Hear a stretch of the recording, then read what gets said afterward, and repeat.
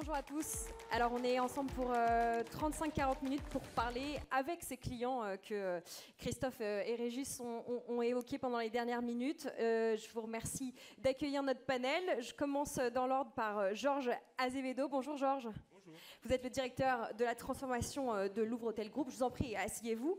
Rémi, vous êtes Rémi Fournero, le DRH AVS France de Hutchinson. On a Stéphanie Achard que vous venez d'entendre, vice-présidente des comptes stratégiques. Rachid Danoun qui est le Head of IT Corporate Service BNP Paribas Asset Management. Bonjour. Je vous représente David Miala, Country Leader Applications. Et enfin, pour conclure, Florence Arvanites, bonjour. Bonjour Lorraine, bonjour à tous. Vous êtes la Global Head of Customer Marketing de chez Arval, une filiale de BNP Paribas. Alors merci à tous d'être encore avec nous. On part sur une table ronde sur l'innovation au service des métiers. Donc c'est des métiers dont on va parler.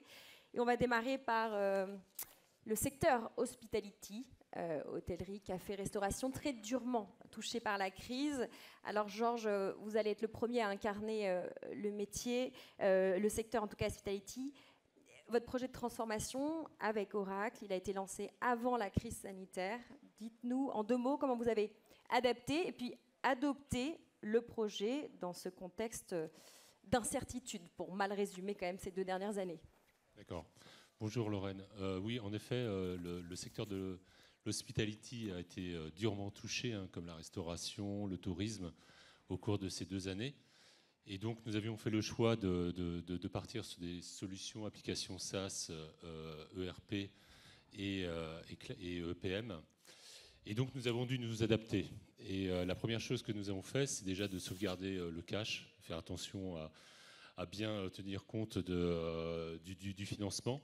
Et c'est la raison pour laquelle nous avons fait le choix d'aller vers une solution qu'on appelle MVP, un Minimum Viable Product, c'est-à-dire de finalement développer un produit qui était au minimum viable, donc de telle manière à pouvoir générer très rapidement des succès.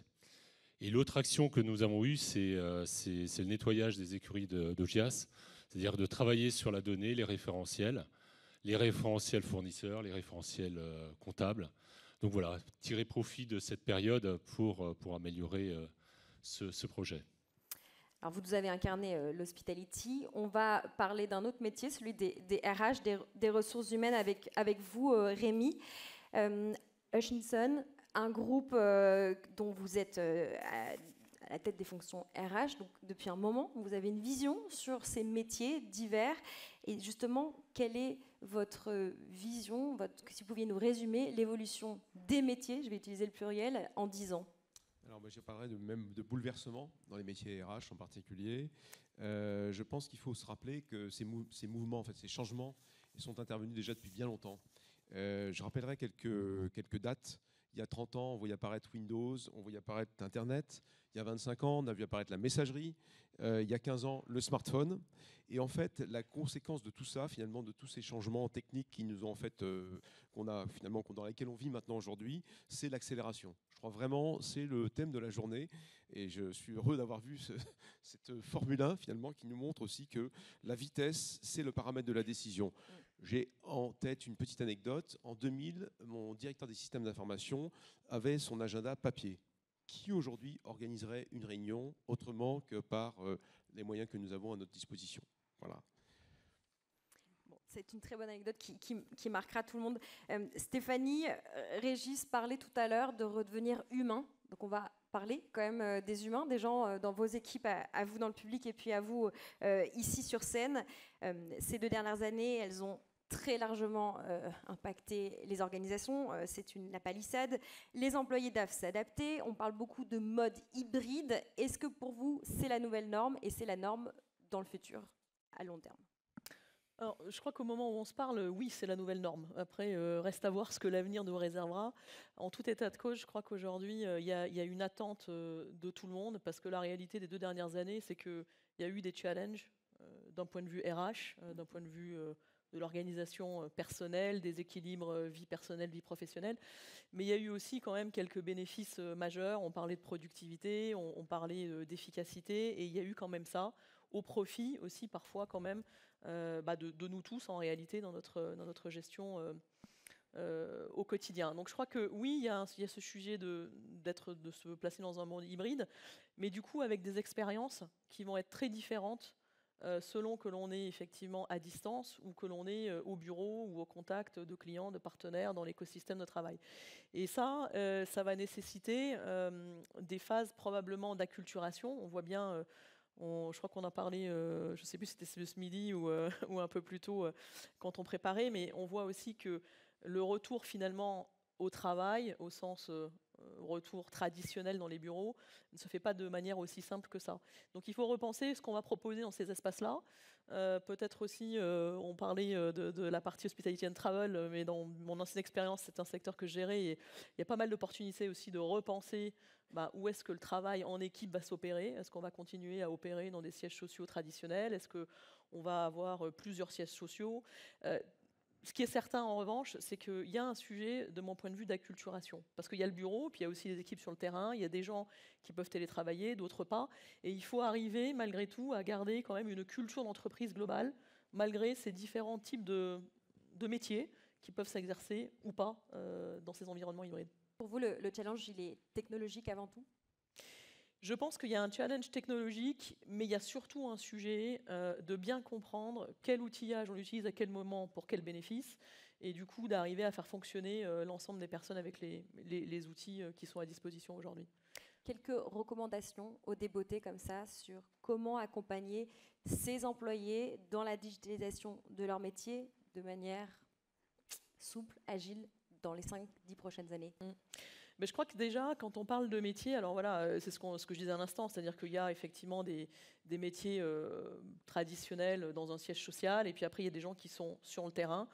Je crois qu'avant de digitaliser, il faut passer un peu de temps pour bien comprendre quel est le métier. Et quand je dis ça, je le dis pour nos clients, mais je le dis aussi pour nous, acteurs de la tech. J'ai eu l'occasion de faire pas mal de visites dans des bases de logistique dans mon ancien job. Et c'est vrai que souvent, nous, acteurs de la tech, on se dit, bon, bah voilà, on va trouver ça et l'outil va permettre de répondre à tel challenge. Quand on est au contact du métier, la réalité est un peu différente. Donc je pense qu'il y a une partie amont qui est vraiment de se dire, est-ce qu'on a la bonne vision de ce qui sera un bénéfice pour les personnes qui exercent ces métiers-là. Et après, en aval, une fois qu'effectivement on a designé les bonnes offres, les bonnes solutions, qu'on a bien compris ce qu'on allait finalement, enfin ce à quoi on allait s'attaquer, il y a tout le sujet de l'acculturation. Et là aussi, on l'a bien vu, on parlait tout à l'heure d'IA, de data, etc. Ces concepts, en réalité, ils sont parfois un peu obscurs encore. Ils peuvent faire peur. Il y a aussi des challenges qui sont inhérents aux différents métiers.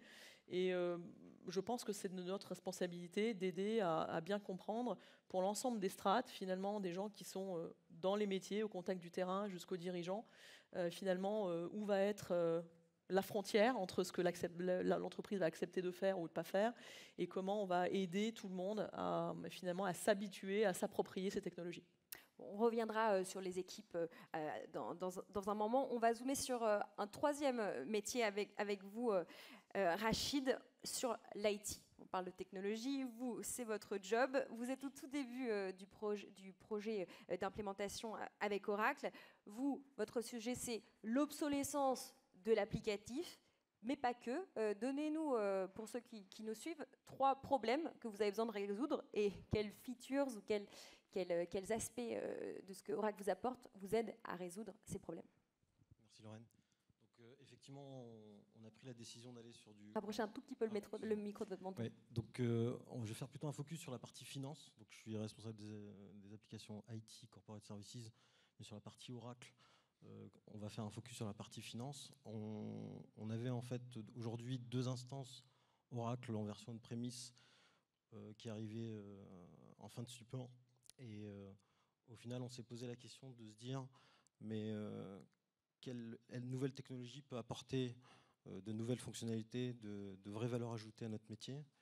Et en pré-étude, avec les équipes Oracle, on a vérifié avec eux les différents process, les différentes standardisations et harmonisations qu'on pouvait mettre en place avec nos équipes métiers. On s'est rendu compte dans les features qu'on pouvait mettre en place des outils de reporting très accélérés par rapport à ce qu'on a aujourd'hui, de la gestion d'interco entre les différentes entreprises, du rapprochement bancaire automatisé, de la dématérialisation beaucoup plus poussée via l'OCR. C'est ce qui a fait que l'ensemble de ces process qu'on embarque dans cette nouvelle version cloud nous a amené à prendre cette décision. Effectivement, pour les métiers finance. David, pour rebondir plus largement sur le secteur de l'IT, sur là où évolue Rachid et son équipe, qu'est-ce que le cloud a changé et vient changer dans la collaboration IT et métier? Et est-ce qu'on est encore sur ce débat assez ancien entre IT d'un côté et métier, ou est-ce que, au contraire, vous voyez une évolution? Une petite révolution, j'aurais tendance à dire. Je ne sais pas, Rachid, vous nous direz ce que vous en pensez. Je pense que ça a changé pas mal de choses. L'avènement des solutions cloud métiers, effectivement, ont permis d'octroyer beaucoup plus de liberté et d'agilité au sein des équipes métiers, qui ont un peu plus la main pour pouvoir faire des modifications via des configurations simples, sans ligne de code.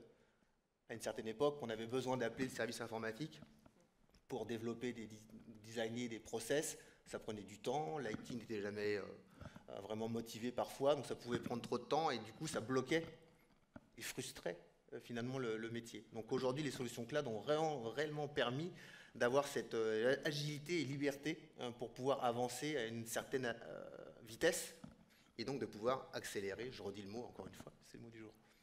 Rachid, vous êtes d'accord? Tout à fait d'accord. Nous, par exemple, côté IT, on passe beaucoup de temps dans les projets à faire du setup, à faire des reprises de données assez complexes via différents outils. On voit que dans la solution cloud qu'on va mettre en place, ça va nous faciliter la vie dans le cadre de ces migrations, de ces projets de migration. Et on essaye aussi d'automatiser un maximum de process qui permettent derrière de réduire notre run et derrière se focus sur les évolutions, celles qui apportent vraiment quelque chose côté métier. On va rester sur vous, Rachid, et votre équipe. On va parler innovation et automatisation. Est-ce que vous pouvez dépasser le côté technique et nous expliquer la valeur ajoutée de ce que vous êtes en train de mettre en place? Et est-ce que, pour reparler un petit peu d'humain, ça peut avoir un impact directement sur vos équipes et donc plus largement sur votre marque employeur, votre capacité à recruter dans un univers où les métiers changent? On n'est pas sûr que vous ayez encore beaucoup les mêmes fonctions dans vos équipes d'ici 10 ans. Oui, tout à fait. Donc évidemment, ça va amener une vraie valeur ajoutée côté métier. Régis tout à l'heure parlait de productivité, de gestion de la data. Et tout ça va amener une vraie performance dans le quotidien de nos équipes. On ne veut plus avoir des équipes qui subissent. Clairement, le mot subir, on veut le bannir. Mais plutôt être acteur, décideur en fait, de nos fonctions, de notre day-to-day. Et de plus avoir ces tâches récurrentes qui nous prennent beaucoup de temps et avoir un métier plus en mode contrôle, analyse, suivi et pilotage en fait de l'activité. Donc c'est quelque chose de très très important pour nous. Sur la marque employeur, on est évidemment très demandeur en fait de ce type de technologie. C'est quelque chose qui va nous permettre d'attirer de nouveaux talents, autant dans les équipes IT, en sortant de l'école, voire chez BNP Asset Management, on peut faire du cloud, de la migration dans ces nouvelles technologies-là. On sera forcément assez attractif par rapport à ces profils-là. Et côté métier, aller dans ces nouvelles innovations, ces nouvelles... Tout à l'heure, je parlais de dématérialisation de factures. Aujourd'hui, un comptable, il va prendre quoi, entre 5 et 7 minutes à saisir une facture. Dans la préétude qu'on a pu faire, on voit qu'on divise par 2,5 cette saisie de facture et qu'il est plus derrière en analyse et en contrôle. On a la partie reporting, où aujourd'hui on a divers outils variés pour sortir des rapports. On a des rapports standards, des rapports customisés, un outil externe, des requêtes SQL. L'idée, c'est que demain, on mette en place des dashboards qui permettent de monitorer l'activité, qu'on puisse faire du drill down et derrière exploiter la data à son maximum. Donc voilà les différents facteurs de réussite qu'on peut avoir sur ce projet-là. Concrètement, dans votre équipe finance, quel est le job, le métier le plus disrupté? Le plus perturbé, le plus disrupté par les évolutions que vous nous avez listées? Pour nous, clairement, les équipes comptables fournisseurs vont voir un changement, un bouleversement dans leur quotidien. Les équipes centrales aussi de contrôle de gestion, celles qui sont périphériques aux équipes comptables, vont pouvoir aller beaucoup plus loin et beaucoup plus être en interaction avec les autres équipes via les outils de reporting. Donc on va parler surtout d'équipes centrales et de personnes qui font des tâches répétitives, par exemple de la saisie de fournisseurs, où on va mettre de la création automatisée avec du workflow d'approbation. Tout ça va faciliter vraiment la vie de ces équipes. Georges, je vous vois annoncer, vous êtes d'accord? Parce que je partage exactement la même problématique et enjeu de Rachid. Mais nous, c'est au niveau de nos hôtels. C'est-à-dire que finalement, un général manager en hôtel, on n'attend pas qu'il fasse de la saisie de facture, on n'attend pas qu'il envoie, qu'il ait tout un traitement autour de son flux d'achat ou de paiement. Et donc, notre projet aujourd'hui vise justement à automatiser au maximum les process métiers et de faire en sorte qu'on donne finalement au général manager qui se trouve dans un hôtel une réduction de ces tâches répétitives. Et donc la dématérialisation, ça nous parle. Le flux répétitif qui est poussé au maximum sur la technologie, voire sur une organisation centralisée, ça nous parle.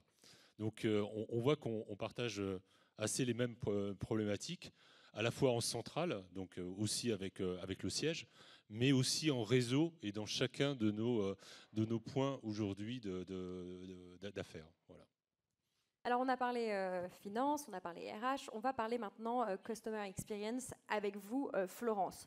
Vous travaillez pour Arval, avec votre entreprise, on est dans le leasing B2B, pardon de le dire comme ça, mais vous êtes dans un secteur qui va plutôt pas mal, hein, oui. Qui n'a pas trop connu la crise, pardon, par opposition à certains de nos autres clients ici. Vous me disiez pour préparer cette table ronde que votre ambition, ou vos ambitions et vos besoins, c'était moderniser l'expérience client, que vous meniez votre transformation sur la base d'envie, de l'envie. Qu'est-ce que ça veut dire ? Alors c'est vrai, Arval, on fait de la location longue durée de véhicules. On n'a pas été trop affecté, on va dire, par la crise de ces 2 dernières années. En tout cas, on s'enorgueillit d'avoir des bons résultats. Et on est malgré tout dans un plan stratégique à 5 ans qui relève d'une grande transformation, puisqu'on essaye aujourd'hui en tant qu'entreprise de placer sur le marché des nouvelles offres, on adresse le multimodal, on adresse des nouveaux clients aussi, on s'approche d'un secteur B2C qu'aujourd'hui on adresse à la marge, mais finalement on va rentrer dans des codes de location courte durée qui ne sont pas ceux de la location longue durée B2B qu'on connaît quand on loue simplement une flotte de véhicules à un grand compte. Et pour finalement adresser cette transformation qui est la nôtre, même si on n'est pas sous contrainte, on va dire, il n'y a pas de risque, on n'a pas de, en tout cas pas pour aujourd'hui, on n'en a pas d'acteurs disruptants de notre marché. On va finalement avoir les mêmes problématiques que mes camarades ici. Sur les fonctions marketing, l'idée c'est d'entrer dans une ère où on va adresser nos clients et nos usagers B2B avec les mêmes codes que ceux qu'on connaît dans le B2C, parce que finalement on est tous clients de Netflix, on est tous clients d'Amazon, ou presque, en tout cas j'imagine dans cette salle. Et donc finalement quand on a une relation B2B avec une entreprise, on s'attend à avoir le même niveau d'expérience que ce qu'on connaît dans notre vie tous les jours.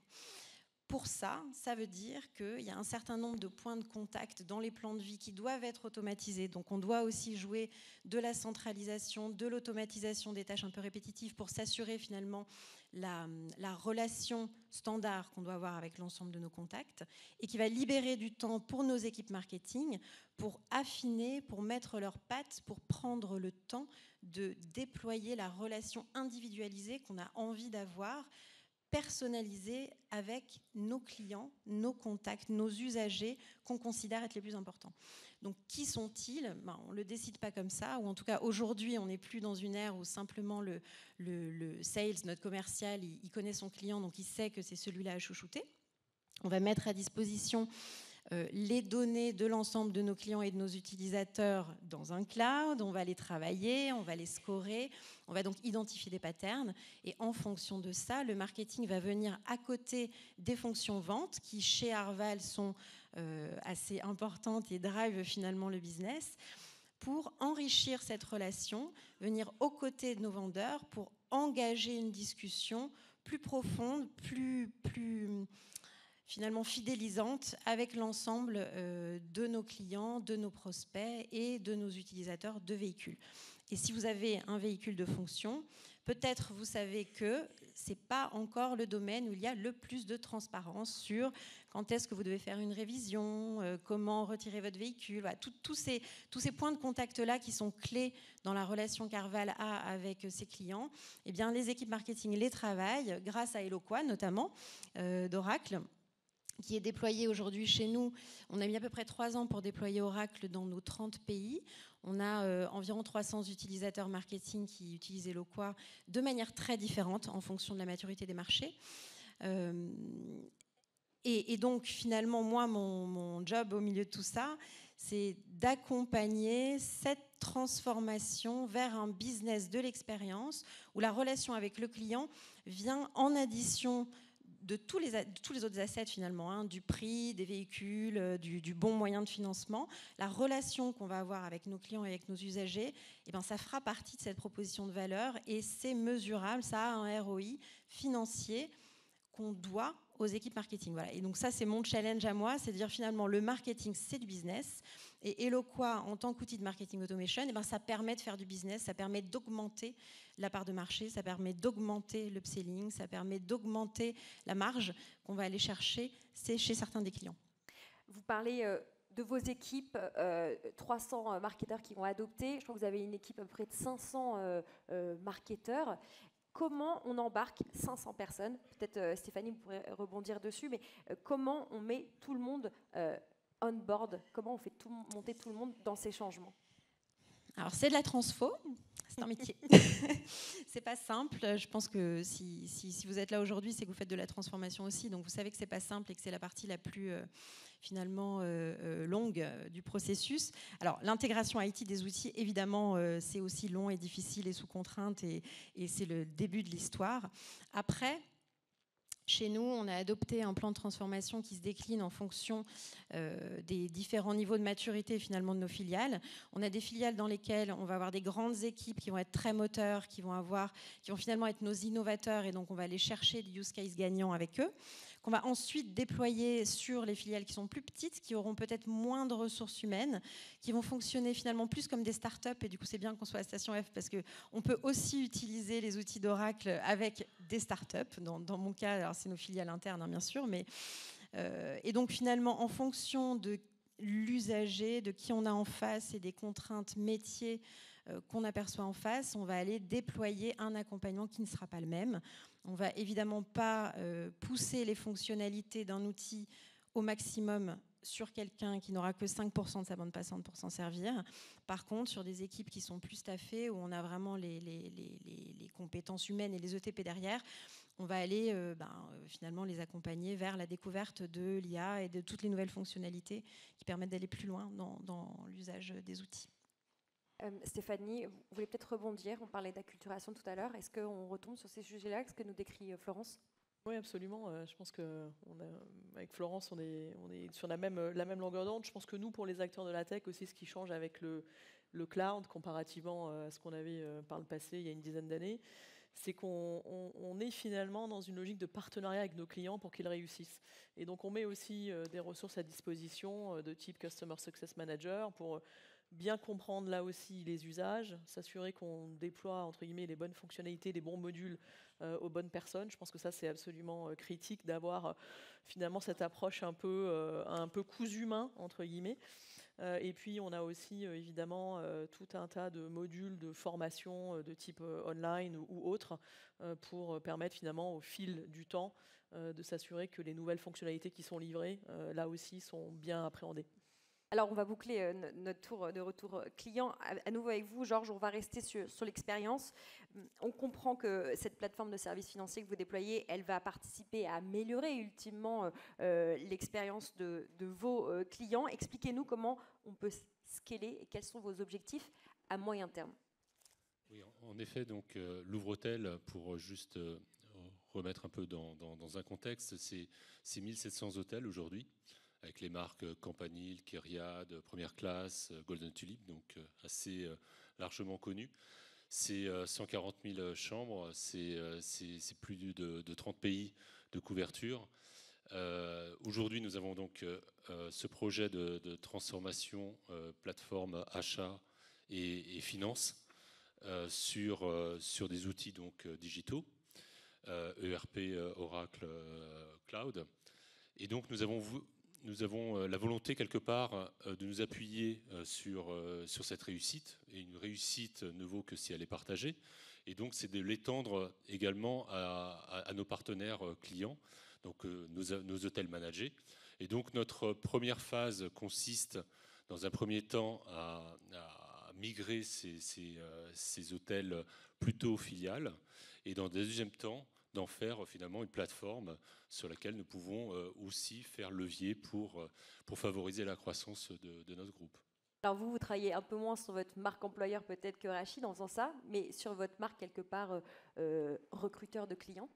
C'est un peu ça l'objectif aussi? Oui, c'est ça. Je pense que tous les domaines aujourd'hui de l'entreprise sont source de valeur ajoutée pour les clients.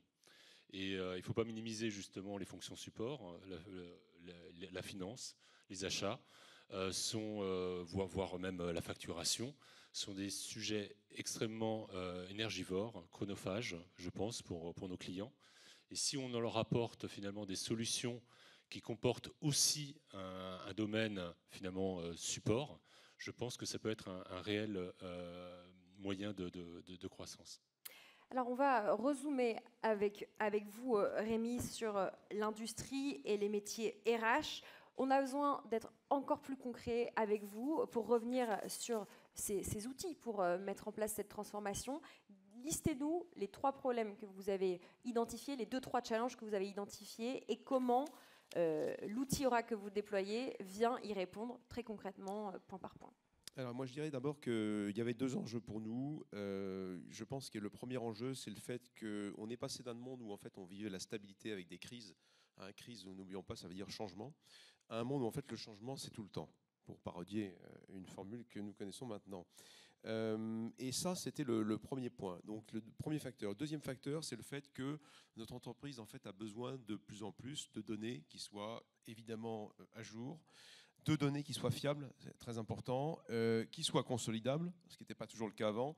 Et puis, évidemment, ça l'a été dit tout à l'heure, sécurisé. Parce que ça, c'était vraiment l'enjeu, on se rend compte tous les jours. D'autant plus que nous avons malheureusement vécu, en début 2020, juste avant la crise du Covid, une attaque, un piratage informatique qui nous a vraiment handicapés. Le deuxième point qui me paraît important, c'est la notion de besoins vitaux. C'est pas le tout d'avoir des données, mais en fait, il y a un certain nombre de besoins vitaux que notre entreprise doit respecter. Tout d'abord, avoir une vision. C'est peut-être une banalité de le dire, mais il faut le rappeler. Une vision et une stratégie qui met en œuvre cette vision. Ensuite, évidemment, et ça préalablement au déploiement, avoir des processus RH. Là aussi, c'est peut-être une évidence, mais si les processus ne sont pas bien définis, c'est difficile de déployer un outil.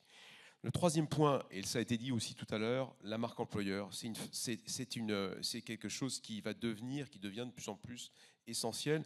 Et je le dis parce que nous, dans notre industrie, qui est plutôt traditionnelle, puisque je travaille dans l'industrie automobile et aéronautique, c'est vrai qu'on n'était pas forcément habitué à ça, parce que notre nom parlait tout seul. Enfin, 2 derniers points, l'attractivité, parce que l'objectif, c'est quand même pouvoir capitaliser et attirer les talents. Et évidemment avoir des talents et j'ai envie de dire aussi des potentiels. Voilà. Donc à partir de là, notre démarche avec Oracle, c'était de dire faisons un peu le point sur l'état de nos outils avant de décider de mettre en place un outil intégrateur, puisque l'objectif c'est d'avoir un seul outil pour l'ensemble du groupe, 44 000 collaborateurs dans le monde, avec 90 sites dans 22 pays. Donc nous sommes, j'allais dire, implantés un peu partout. Le constat qu'on a fait à travers cette enquête que j'avais menée pour ma part, c'est que 94% des sites avaient un système d'informatique de paye, mais quand on arrivait sur la formation, on n'en avait plus que 40% qui disposaient d'un outil formation. Quand on arrivait au recrutement, on descendait à 7%, et quand on parlait de gestion de carrière, on était à 0. Donc c'est dire vraiment qu'on avait de gros besoins. Voilà.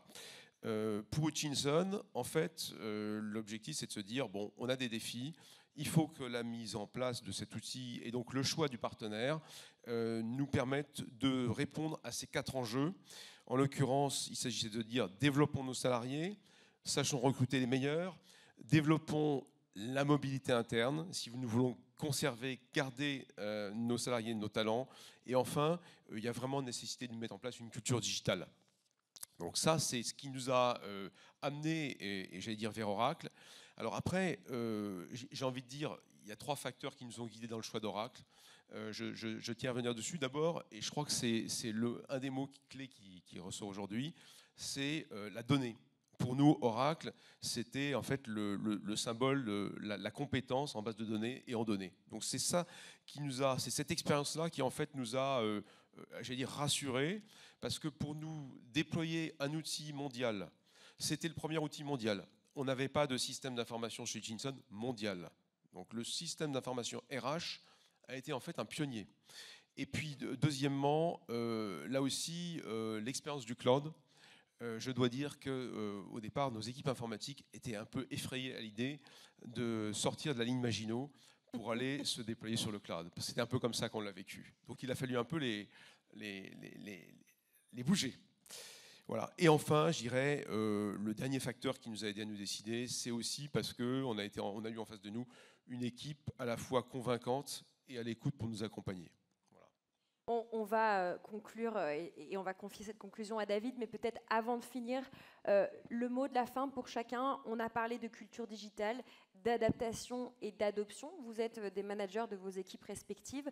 Quel est le conseil que vous pouvez donner à ceux qui nous écoutent dans la mise en place de leur transformation digitale d'un point de vue managérial ? Comment on encourage, comment on dit allez, il faut y aller, comment on enlève les peurs, puisque vous parliez à l'instant, Rémi, de gens effrayés. Qu'est-ce que vous diriez, Rémi, pour conclure ? Je vais garder la main, puisque j'ai encore le micro. Moi, je crois que ce qui était essentiel chez nous, alors là, je vais donner juste un dernier chiffre, le taux de réalisation des entretiens individuels avant et après. Pour ma part, sur mon périmètre, qui correspond à 2 sites industriels en France sur cette activité AVS que vous avez cité tout à l'heure, on avait un taux de réalisation des EIA assez élevé. Quand je dis assez élevé, 96%. Peut-être pour certains d'entre vous, ça paraîtra faible, pour d'autres, au contraire. Ma grande crainte, c'était de dire, parce qu'il ne faut pas oublier qu'on est une population à 70% de main-d'œuvre, donc population ouvrier en usine, on fabrique des pièces. Certes, on est très robotisé, mais enfin, on a des ouvriers. La crainte, c'était en fait que l'ouvrier ne se retrouve pas dans le nouveau process avec une digitalisation qui lui fait peur. Éventuellement, le smartphone, ça va, mais quand il faut aller regarder sur un PC et puis mettre son commentaire, là, c'est plus dur. Et sincèrement, on s'est dit, on va mettre le paquet sur la formation. Et donc, vraiment, on a travaillé l'accompagnement. Et en fait, en passant en revue l'ensemble des personnels, par équipe, par groupe de 6 à 10 personnes, finalement, le résultat à la fin des courses, c'est le taux de réalisation, c'est 96%. Rachid, chez vous, le conseil, même si vous êtes au début de votre projet. Alors, j'ai 2 conseils. Le premier, c'est, je le répète, c'est de ne pas laisser vos employés, vos collaborateurs subir leur activité, leur quotidien, et vraiment être acteurs, décideurs des points qui remontent.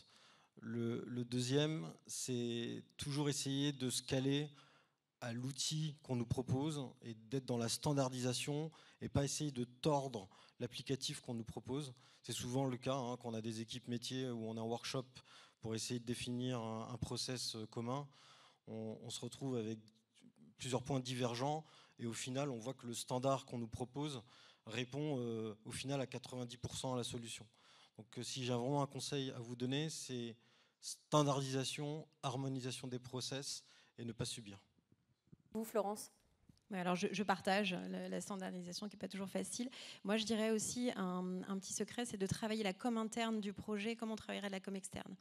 De savoir finalement faire parler les promoteurs de votre projet plus fort en interne, de leur donner des plateformes, de travailler aussi les détracteurs comme on le fait sur les réseaux sociaux avec des clients en B2C, de donner la parole à vos utilisateurs en interne pour que ce soit eux finalement qui fassent la recommandation du nouvel outil que vous êtes en train de mettre en place et de célébrer avec les gens, avec eux, avec les utilisateurs, les petits succès au quotidien, dans leur vie, ce que ça a changé pour eux en fait.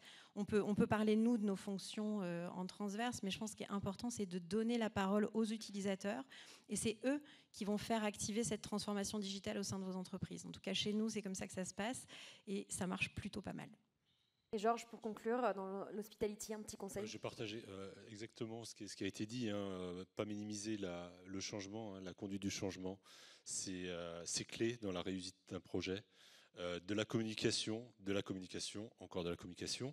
Et lorsque vous avez l'impression que vous n'en avez pas fait assez, bah, vous en faites encore un petit peu, parce que c'est une nécessité et c'est une attente de l'ensemble des parties prenantes. On minimise souvent ce besoin, cette exigence de communiquer autour de nos projets. Bon. On va donner la conclusion à David, parce qu'on a une horloge à respecter. David, comment on peut résumer ce qu'on a entendu et puis la suite? Alors, je pense qu'on a tous entendu 4 super témoignages déjà. Premièrement, je vous en remercie. Mais en tout cas, ce qui est intéressant, c'est 4 témoignages complètement différents, dans des industries différentes, avec des enjeux complètement différents, des contextes différents. Bref, finalement, rien ne vous ressemble au préalable. Puis à la fin, quand on commence à discuter, on voit finalement que vous convergez vers des moments, on va dire, similaires. Maintenant, ce que j'aurais tendance à dire, c'est qu'au vu de ces 4 en fait, témoignages différents, je vois un dénominateur commun, c'est Oracle. C'est le partenaire Oracle qui a su vous accompagner et qui vous accompagne au jour le jour dans vos projets de transformation. Donc ça montre et ça illustre tout simplement que les solutions Oracle dans le cloud sont riches, une certaine complétude, qui permettent d'adresser des challenges vraiment différents. Et je voulais en profiter aussi pour saluer nos partenaires qui sont sûrement ici présents, qui sont avec nous et qui nous accompagnent, qui accompagnent nos clients dans ces projets de transformation, parce qu'on n'est pas tout seul, on est aussi avec nos partenaires.